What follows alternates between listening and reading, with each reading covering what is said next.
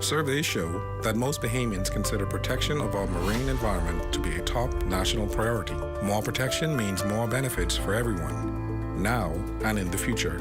It's a win-win-win strategy for the economy, for Bahamians, and for nature. Protect our sea, protect our way of life, protect the Bahamas. See the future. Visit Bahamas Protected on Facebook to learn more about marine protected areas.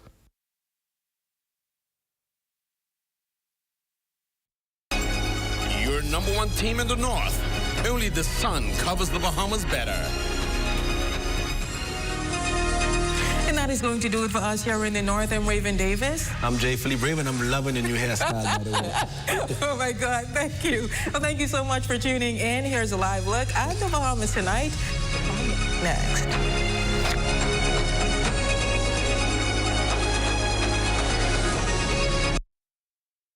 ZNS News is brought to you by the new BTC. Fiber is here. Faster, stronger, more reliable. Together, we are unstoppable. Switch today. First at 11. The Bahamas gets an improved credit rating at a critical time. Tonight, we provide the context behind the rating as the country braces for an economic turn. Also, Free National Movement leader Michael Pintard expounds on the party's decision against putting Killarney MP and former Prime Minister Dr. Hubert Minnis on the ticket for the next general election. And Bahamians living illegally in the United States are being strongly advised by a Bahamian diplomat to return home. This as some experience challenges getting Bahamian documentation.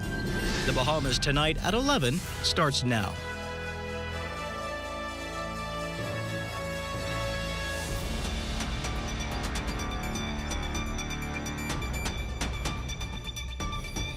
Good evening, everyone. I'm Royson Jones, and this is the Bahamas Tonight at 11. Welcome to the broadcast.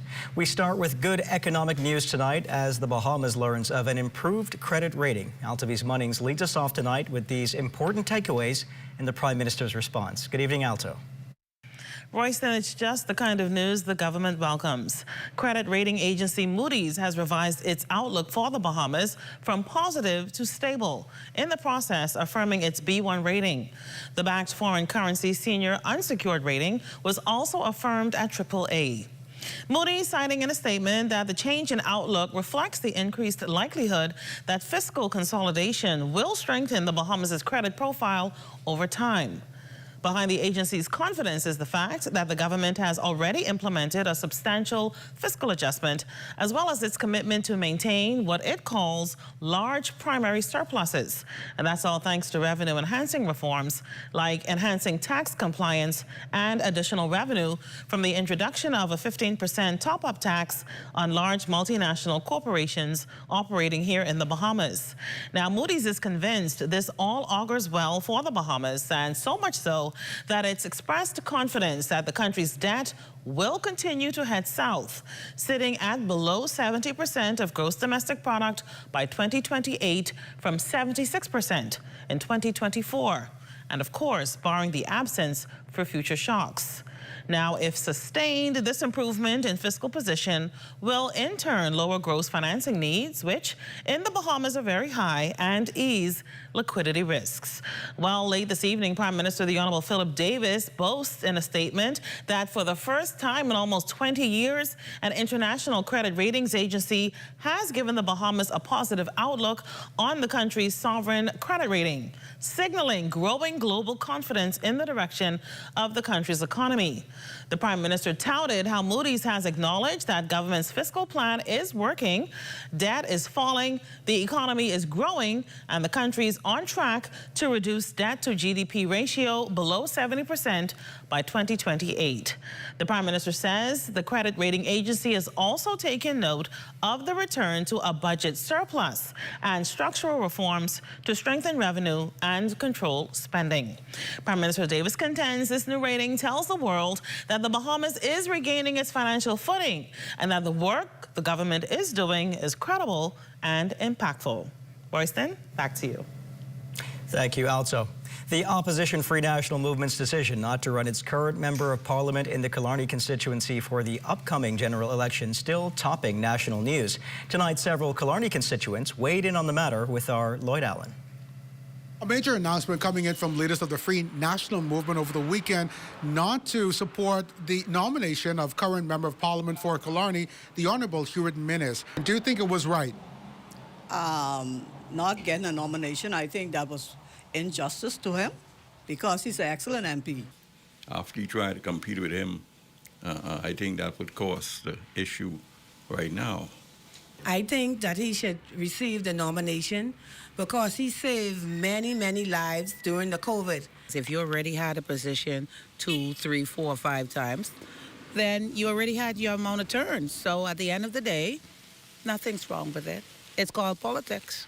Do you think that conversation with the party and Minnis should have been behind closed doors? Yes, it should have. They shouldn't put their dirty linen in public. They could have handled that much better. Yes, they could have it in private because me, for one, I go in with Hubert Minnis. If he go independent, where pending, when pending, or whatever pending, if he go back F&M, I still going back with him. And all my children going back with him. He did something, but I think he could have done more. He did something. He did something. I can't say that he didn't. And an important question as we approach 2026, will you support a new representative from the Free National Movement? No, I won't. I would not because Dr. Minnis was and is an excellent MP in this area. No, I wouldn't support him. If it ain't Dr. Minnis, I ain't supporting him. I go with Dr. Minnis. Whichever way Dr. Minnis go, I'll go. Right now, I live neutral. I think anyone that wants to do right by his community is worth giving a chance. And here in the Gambier community, this roadside vendor on Curtis Road says she hopes that the party simply resolves any challenges moving forward in the best interest of Bahamians. For the Bahamas Tonight, I'm Lloyd Allen. Great reporting, Lloyd. The opposition leader tonight giving a few more details on his party's direction following Sunday's announcement that former Prime Minister and the sitting Killarney MP will not be given the party's nomination to contest the upcoming general election. Here's Devontae Hanna. Tonight, despite what many call bad press for the Free National Movement, its party leader is making it clear that the party is feeling as strong as ever. You say despite, I say we are intentional about the steps that we are taking to retool our organization. We have heard from the Bahamian people in 2021. They want better. They want an improved version of the F&M, and we intend to be better than both the Progressive Liberal Party and our recent set. It comes as the party's previously reported internal disputes now leave former Prime Minister and Killarney MP Dr. Hubert Minnis off the F&M ticket come 2026. Further to that, former F&M Central Grand Bahama MP Iram Lewis is now siding with the coalition of independents. However, tonight, the party hits the ground running in Grand Bahama with a zone meeting. The Marco City MP says the F&M plans to tackle economic growth and development. And that is the number one issue in Grand Bahama's cost of living, and there's a need for us to remove any of the red tape that's hindering investment by Bahamians and investment by foreigners in Grand Bahama and creating opportunities for ownership and employment for Bahamians. The party since Wednesday held the majority of the seats on the island, which Mr. Pintard says brings them closer to solving the issues and ultimately cutting that red tape. That means, again, reforming the way we do business in central government and dramatically reforming the way we do business with the Grand Bahama Port Authority. Both central government and GBPA, the municipal government, needs transformation. The zone meeting is one night only, with its deputy leader Shannon Don Cartwright and its youth arm also addressing attendees. For the Bahamas Tonight, I'm Devontae Hanna. Thanks, Devontae. The Free National Movement yesterday signaling that it was ready to face the Progressive Liberal Party at the polls, and this despite its internal woes spilling out into the open. This latest in-house issue F&M's face amid putting their former leader to the side, and as Corval Python reports, both parties continue to attack each other. It might have been F&M leader Michael Pintard's wish that the main takeaways from his rare Sunday afternoon press conference, rather than talk of its former leader being axed, would have been his scathing swipes at the PLP, of which he took several. They are unable to produce the future that we desire and we deserve. Pintard repeated some of his familiar talking points against the Davis administration in front of a standing room only crowd at the party's headquarters, alleging, among other things, this government is corrupt. But the PLP ignores the law.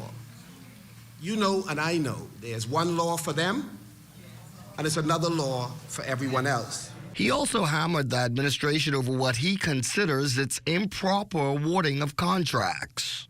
They directly award, or what we sometimes call single source, contracts left and right, skipping the competitive process. The most corrupt organization in this country's history is the FNM. PLP Chair Fred Mitchell was today annoyed when asked about Mr. Pintard's charges. So tell him, go fly a kite with that nonsense. He can beat that drum as much as he wants. If you want to spell corruption, it's spelled FNM. That's all I got to say about that. Mr. Mitchell, however, does seem to take some delight in the current minutes debacle with the FNM, and while he says it doesn't concern him, he does admit he's nonetheless entertained. It's a dynamic and fluid political situation.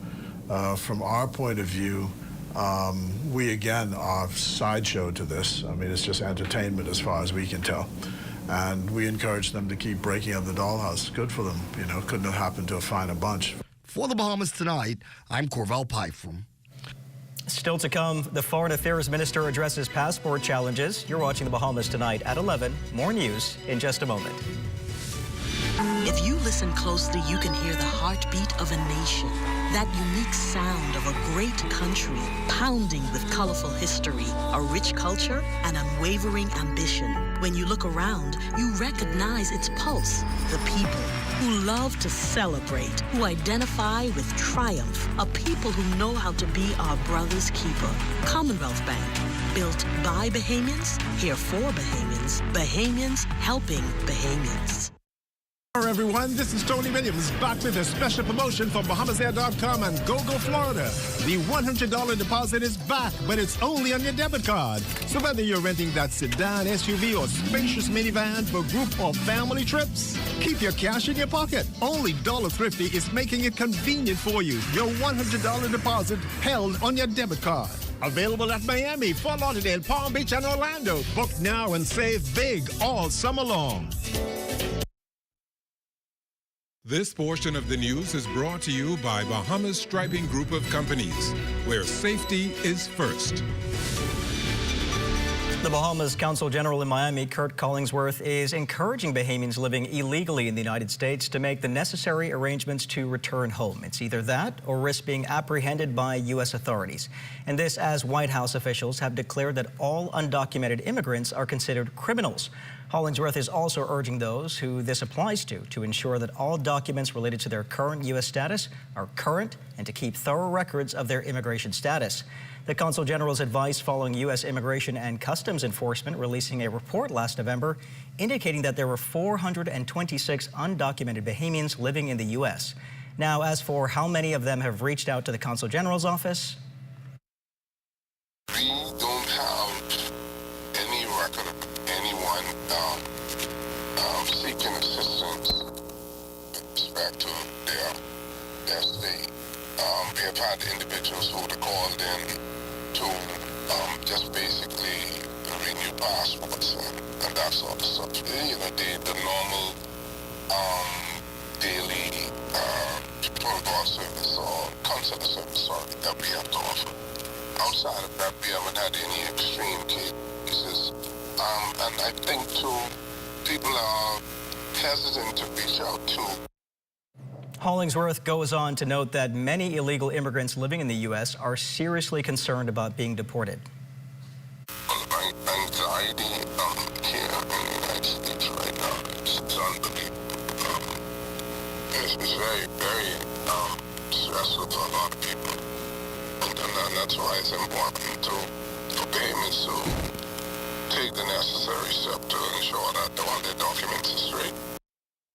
U.S. President Donald Trump hasn't just caused a frenzy with his attempts at establishing a new economic order, but also his hardline stance on illegal immigration, which has already led to thousands of deportations. Bahamians living in the United States, particularly those without proper documentation, now find themselves scrambling, and panic is now setting in. The Foreign Affairs Minister claims these Bahamians have been making attempts to get Bahamian passports, but many are running into some challenges. If you've been out of the Bahamas since 1973 or didn't pay attention post-1973, you know that the rules changed in 1973 about who can get a Bahamian passport. And that means you have to show antecedents either through your mother or your father, depending on whether you were married or whether you were born in the Bahamas, born within a marriage or in the Bahamas, or whether you got your citizenship by descent. Minister Mitchell confirms he has received complaints from Bahamians abroad that the process of acquiring a Bahamian passport takes too long. However, he says applicants will just need to have some additional patience.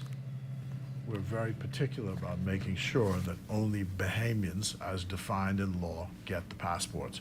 So people who are in this position have to exercise appropriate patience as we wade through all the documentation which is necessary for this.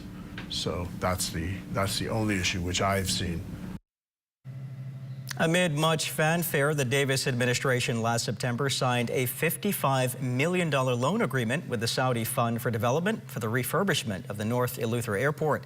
Those plans call for the project to be completed within 1 to 24 months. Fast forward to today, and the government has nixed that arrangement. And the Minister of Tourism, Investments and Aviation, Deputy Prime Minister, the Honourable Chester Cooper, chalks that decision to the Saudi Fund being slow and bureaucratic in its process. Alternative funding in order to expedite this project. That funding is already in place. Island Airport Development Company, the company that is building the Bimini Airport with impressive works ahead of timelines, are making significant progress. We've invited them back to the table to consider the redevelopment of the North Eleuthera Airport, and we have signed agreement, and the money is in place with Plenary International Fund, and we anticipate that that work is going to begin shortly. We expect to have already delivered some preliminary works to ease some of the pressure at North Eleuthera Airport, and we're preparing for the construction of the state-of-the-art passenger terminal. We expect shovel in the ground this quarter and a projected completion date in mid-2026. Work on the runways at Governor's Harbour International Airport also part of this arrangement. As Minister Cooper explained, the government is considering a public-private partnership to correct long-standing issues at the Rock Sound International Airport. That it is important that we coordinate the works in Governor's Harbour and in North Eleuthera to ensure that there's always an open gateway for the arrival of air traffic. So we are going to be working to stagger these works between Governor's Harbour and North Eleuthera. And I make these points to alert you that you will not see work starting tomorrow. Work will begin this quarter. North Eleuthera will be the priority in terms of getting that done, given that that has been a source of significant concern, and it's one of the busiest airports in the country. Governor's Harbour will provide relief when that work is going on, and once the airstrips are completed in North Eleuthera, we will get the work done in Governor's Harbour. Trinity Christian Academy delving into our country's past this morning as they kicked off their Bahamian History Week celebrations. American activist Maya Angelou once said, "You can't really know where you're going until you know where you've been." But guest speaker at Bahamian historian Dr. Christopher Curry puts it this way. You know, we would be a rootless people if it were not for our understanding of our past. So what is good about this event is we have a whole week of history, culture, and literacy where students can learn about their past, and they can learn about some of the most important books that have been written about the Bahamian past. And they've been encouraged to be critical thinkers. Junkanoo pioneer Arlene Nash Ferguson imparted the origin of Junkanoo to the students, noting its prior use as a tool to help slaves feel at home while being held captive. Aiden Sweeting, 5th grade drummer at the school, regrets he's never rushed on bay before, but instead he brags he works at the straw market with his father, sometimes a passing point for Junkanooers. This day, though, the first of the week, that will conclude with a book fair, picnic, and dress-up day, was one that taught him a lot. We can know more about our culture and our origins and our ancestors and descendants. Stick paper onto our clothes, shake our bells, and beat our drums in this magnificent festival that tells the story of the strength of the people of the Bahamas. This is Junkanoo. Don't ever give up. Our ancestors never did, and that is why we are here. Important words. Michelle Knowles has a look at what's coming up in sports tonight. Michelle?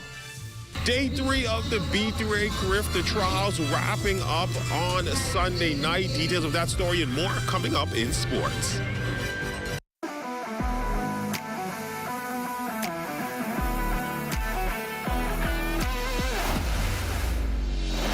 Bahamas Striping Group of Companies, we have been in Exuma now for the past 4 years, carrying out our paving program. A part of our company's philosophy is producing work to international standards. So when you look at our paving division, we have a state-of-the-art lab to do all of our testing in-house, as well as a state-of-the-art asphalt plant with a trained technician carrying out the work on that site. The overarching goal of our company is to produce the work that we're doing in the entire Bahamas to international standards. We also make a difference by the training of our staff. We have a very intensive training program going on to where we are teaching young men how to learn the art of striping. Being a young man myself, I've made mistakes in the past. I was given a second chance to better my life, and it's only fitting that we pass it along. What's important for us is giving them a second chance for them to get a skill and a career that could take them further in life.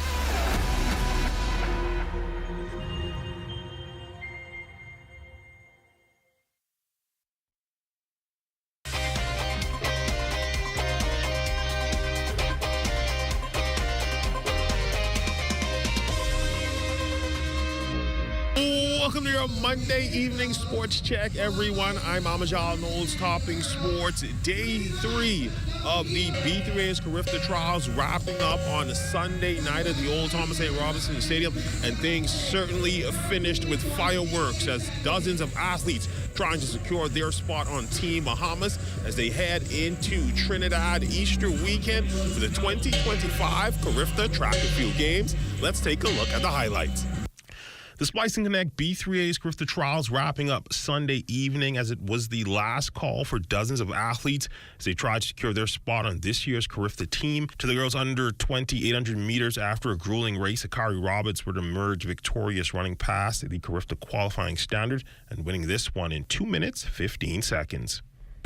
First, I want to thank God, because without him, this wouldn't be possible. I want to thank my coaches, my family, my friends, and everyone who has supported me. On the boys' side would be Grand Bahamian Arkady Thompson powering past the tape in 1:58.33. My race plan was simple. It was just to get out pace and leave it all on the track. Girls under 20 100-meter hurdles would see the top 3 finishers all attain the Carifta qualifying standards, but it would be triple qualifier Bailey Major from Red Line Athletics finishing over her teammate Darvini Dean in 14:21. I just had to hold the speed, and then I realized in the race, you know what? Let me push, let me give it all I got, and that's what I did, and I came first. Boys under 17 110-meter hurdles, Jakaro Wilson running a blistering time of 13.44 seconds, easily requalifying. Second place finisher Roman Roll would attain the standard as well, finishing in 14:77. I feel like I executed well, and I just need to work on my hands. My last 2 was coming on. And the boys under 20 110 hurdles, another top 2 finish that would see both men attain the standard. Jill Schmeichel and Taj Brown going 1 and 2 in 13:88 and 14:06 respectively. My legs was already there, but the plan was just to get out and maintain a certain speed. Honestly, the first was a yellow card. I was false start, but I had to gain composure to come out top. And finally, to the 200-meter finals, girls under 17 looking like one of the potential stronger divisions for the Bahamas. Top 3 finishers again attaining the Carifta standard, with the top 2 spots going to Kiazra Thomas and Briorn Ward in 23:99 and 24:08. It was a good race. I thank God for giving me the strength to finish the race. And like I said, it was a good race. I like the competition, and I hope that me and my partner could go over there in Trinidad and do something big for our home. The objective was to get off the curve for KK. We go down the straightaway together, and hopefully, all right, thank you. I did PR, so I'm happy. Boys under 17 200-meter final, Ian Neely running 21 seconds flat to take this race easily, surpassing the Carifta qualifying standard of 22:08. I made sure to keep my stride down the home stretch, but I just missed that 21 seconds barrier by just a smudge. But I'm going to get that curved up. Finally, girls under 20 200-meter final, former Carifta double medalist Jamia Nabi looking strong heading into Trinidad. Both her and Alexis Roberts attaining the standard. Nabi running 24 seconds flat, while Roberts would take second in 24:13. I'd say it was an okay race. It wasn't the best technically or physically. I just thank God that I finished safely and secured my spot for the Carifta Games. I just wanted to get out as fast as I can, had a good start, and I just pushed home just and as fast as I could. In Family Island news, the Central Andros Softball League holding their first of 5 championship games over the weekend. The series designed to build camaraderie amongst persons on the island, as well as build hype for the upcoming All Andros Regatta. But as far as the action on the diamond, it would be the Fresh Creek Falcons getting the best of the Love Hill White Crowns to take Game 1. Here we just had a first game of the championship season, which we had Love Hill White Crown versus Fresh Creek Falcons, where Fresh Creek Falcons took the lead from the beginning. From the beginning, we was leading, and we're going to continue leading because we're going to beat them 5-0. Now I'll let my vice president take lead. I'd just like to thank God for that win. It's the first of 3 wins. We taking this as best of the 5, so that's the first of 3 wins. I just want to congratulate my team for playing so good, my president for playing so good. Man had 3 home runs. It's a little flat today. First game coming out, it's the first of 5. I'm going to give it up to the Falcons for winning the first game. It was a hard-fought game. We had little minimal injuries, and we are going to get this thing together, and we're going to come back in the second game, and we're going to take the second game, the third game, and the fourth game. That's been your sports on this Monday. A check on weather when we return.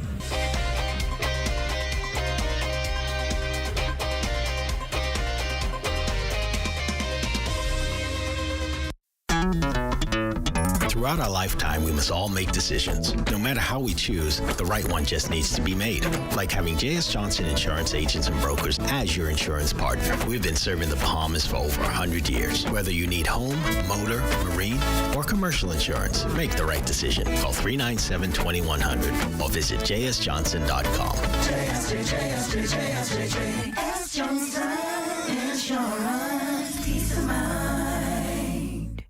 Here at Immigration Care Service, you can trust us, especially if you have experienced issues or problems with the U.S. immigration at the borders. We'll do our best to provide options and solutions to immigration roadblocks, so travelers can continue visiting the U.S. and residents can continue living their lives in the U.S. without worries. The best part? Our services are affordable and accessible. Take the mystery, confusion, and fear out of your immigration concerns. Contact Immigration Care Service today. The internet isn't just for surfing. There's a sea of shoppers buying online, and you can connect with them on Tingsy. Tingsy is the SBDC's online storefront built for Bahamians. Take your business to the next level by selling to customers online, both at home and around the world. People want Bahamian things, and if you got things to sell, sell on Tingsy. Find out how you can connect with a sea of buyers by visiting tingsybahamas.com. It's time now for a weather check with Chief Meteorologist Basil Dean. Good evening, Basil. Good evening, Royston. We have this dry and arid conditions across the Bahamas, but that will be short-lived. Reason being, we have this very active cold front. It's going to spread some showers and thunderstorms into the northwest Bahamas beginning tomorrow afternoon, and those showers and thunderstorms could become heavy to severe at times, particularly around Grand Bahama, Abaco, and the Bimini areas. Some of it eventually reaching the capital, and that will get here sometime Tuesday night, and that will continue right through Wednesday. So keep those rain gears handy, and behind that, and prepare yourself for a nice little cool down, which will take us right through the weekend. Now, temperatures around the islands this evening: Marshall, Babaco at 76, 77 in Green Tour Key, also Freeport, Grand Bahama at 77. The Berry Islands, 79 degrees. Alistown, Bimini, slightly warmer at 80 degrees. 78 in Harper Island, Roxanne, Eleuthera, 77, 78 in Otterson, Cat Island, Black Point, Exuma, Camp Space, Andros, Fresh Creek, Central Andros, all at 79 degrees. Picking up some more 79s in Georgetown, Exuma. Rum Key and San Salvador at 78 degrees, 80 degrees in Betsy Bay, that's Meguana, Acklands, 80 degrees, Ragged Island, 79. Magic Town and Agua have a temperature of 80 degrees, and the Turks and Caicos Islands at 79 degrees. And your forecast tonight, clear and very warm tonight, becoming breezy late as that frontal system approaches. The low temperature tonight should get down to about 75 degrees. And tomorrow we're looking at variable cloudiness with showers and thunderstorms in the evening, heavy at times with strong gusty winds accompanying those thunderstorms. The high temperature tomorrow is going to get up to 84 degrees, and this is how it's going to trend out as we start out the morning. It's going to be a bit on the warm side at 76 degrees, climbing, peaking at about 80 degrees, but as we head into the mid-morning, we'll get a little drop in those temperatures, and that's perhaps because of some cloud cover rolling in, maybe an isolated shower or so, and then temperatures start climbing. Once again, peaking out at 84 degrees at 3 o'clock tomorrow afternoon. And your extended weather forecast, wet in the evening, overnight Tuesday, wet as well. And Wednesday is when we're going to get those heavy showers and thunderstorms, particularly during the morning hours, and those winds going to be gusting in excess of 35 knots as well. So some very strong winds in the mix. But thereafter, the skies will clear up, and we're looking for lots of sunshine as of Thursday. That will take us right through the weekend. But most importantly, we will see those temperatures sinking into the 60s during the nighttime starting on Thursday, and that will continue right into the early part of next week. Bryson. Well, the weekend looks promising for some boating. That does it for the Bahamas tonight at 11. Thank you for continuing to make ZNS your first choice for news and information. Only the sun covers the Bahamas better than ZNS. Thank you for watching, and as always, good night.